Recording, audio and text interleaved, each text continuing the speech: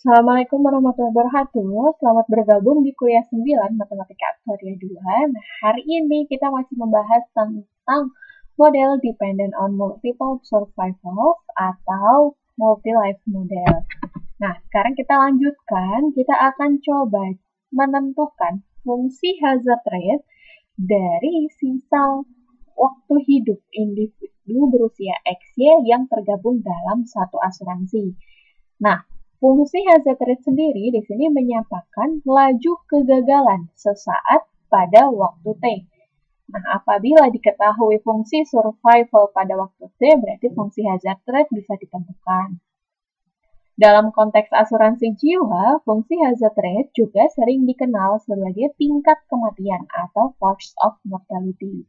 Sedangkan dalam konteks joint life, hazard rate lebih tepatnya dinyatakan tingkat kegagalan atau force of failure, bukan tingkat kematian. Jadi di sini kita kembali lagi, kalau joint life itu kan satu asuransi terdiri dari lebih dari satu individu, sehingga kalau kita nyatakan sebagai istilah tingkat kematian kurang tepat, karena di sini asuransi berhenti atau jatuh tempo itu bukan berdasarkan kematian dari semua personilnya, melainkan salah satunya saja, sehingga kita sebut saja dengan tingkat kegagalan. Nah, untuk formula atau rumus dari fungsi hazard rate sendiri dari sebaran TXY bisa dinyatakan dalam simbol lambda XY dalam waktu T. Rumusnya F kecil XY dalam waktu T dibagi dengan fungsi survival XY dalam waktu T.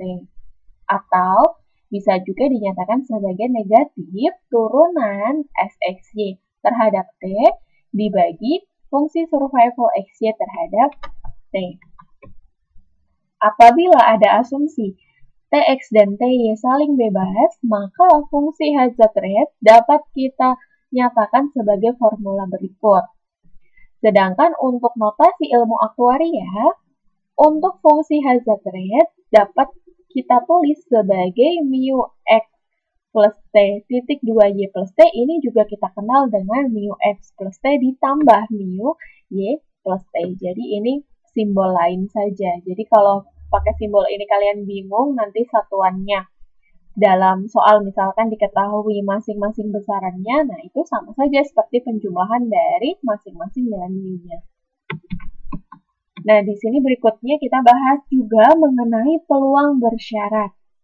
Peluang bersyarat kita definisikan sebagai peluang QXY, kematian dari individu XY bersyarat N, ini kita simbolkan sebagai peluang sisa waktu hidup individu berusia XY yang tergabung dalam satu asuransi ternyata berada di kisaran nilai N sampai dengan N plus 1.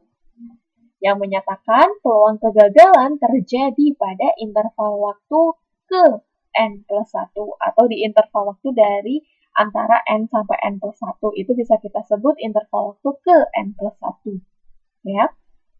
Karena kegagalan yang dimaksud merupakan kegagalan pertama dari individu dalam kelompok, maka notasi QXY bersyarat N ini menyatakan peluang kegagalan pertama yang terjadi pada interval waktu ke N plus 1. Karena berdasarkan individu yang pertama kali meninggal, gitu kan?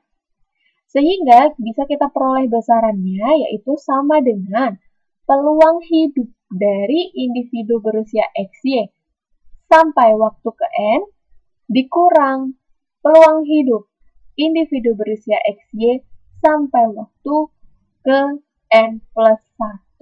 Berarti sisaannya itu kematiannya, gitu kan? Kemudian, di sini kita tahu bahwa nilai peluang XY sampai usia N, di sini dikeluarkan berarti tinggal 1.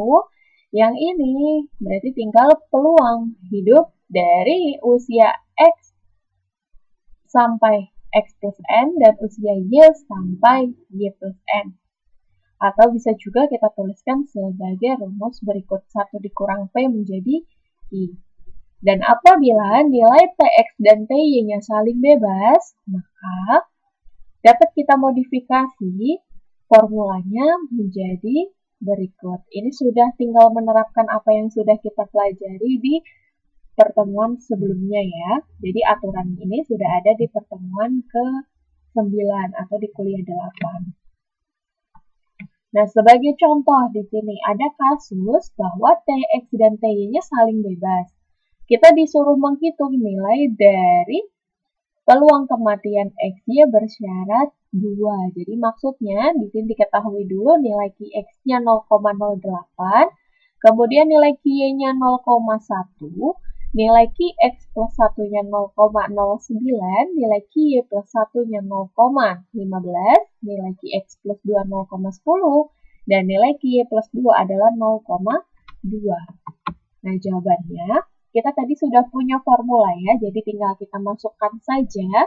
Jadi maksudnya di sini adalah kegagalan yang terjadi dari asuransi yang berisi individu berusia X dan Y ini gagal pada saat interval waktu ketiga. Jadi maksudnya pada saat waktu di antara 2 dan 3. Nah, akibatnya berarti bisa kita tuliskan rumusnya menjadi ini T-nya, tadi pakai simbolnya N ya di sini. Berarti pakai formula di mana N-nya diganti dengan 2. Nah, kalau sudah, di sini kita punya karena TX dan TY-nya saling bebas, berarti PXY2 bisa diubah menjadi PX2 dikalikan PY2. Dikali dengan QX plus 2 dan Y-nya juga plus 2 sampai 1 ya. Kemudian di sini nilai PX2 itu maksudnya kan peluang hidup dari individu berusia X sampai individu berusia X plus 2. Berarti bisa kita tulis sebagai peluang hidup dari X sampai X plus 1 dikalikan peluang hidup dari X plus 1 sampai X plus 1 tambah 1 atau X plus 2. Oke ya. Lakukan hal yang sama dengan PY2 karena apa yang diketahui kan masing-masing. Kemudian untuk nilai ini adalah kegagalan dari individu berusia X plus 2 dan individu berusia Y plus 2 dengan interval waktu 1. Ini kalau nggak ada angkanya 1 ya.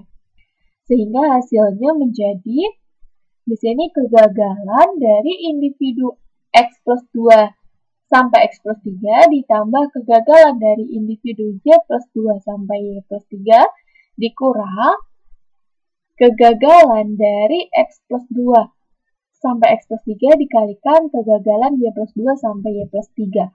Nah, kalau sudah, di sini kan pakainya P semua, yang bagian sini. Ini kita ganti pakai Q. Jadi, menjadi 1 kurang Q, 1 kurang Q, di sini 1 kurang Q. Ini juga sama. Yang di sini sudah Q semua, yang diketahui tadi Q semua ya. Jadi, kalau sudah, tinggal kita masukkan nilainya. Tadi QX-nya berapa, berarti 1 dikurang QX jadi 0,92, dan seterusnya. Nah, kalau sudah tinggal kalian hitung pakai kalkulator hasilnya 0,17933. Artinya, peluang kegagalan asuransi ini terjadi di interval waktu ketiga dengan peluang sebesar 0,17933. Oke, sampai sini. Kalau ada yang mau ditanyakan silahkan. Kalau belum, saya akan lanjutkan ke pembahasan berikutnya.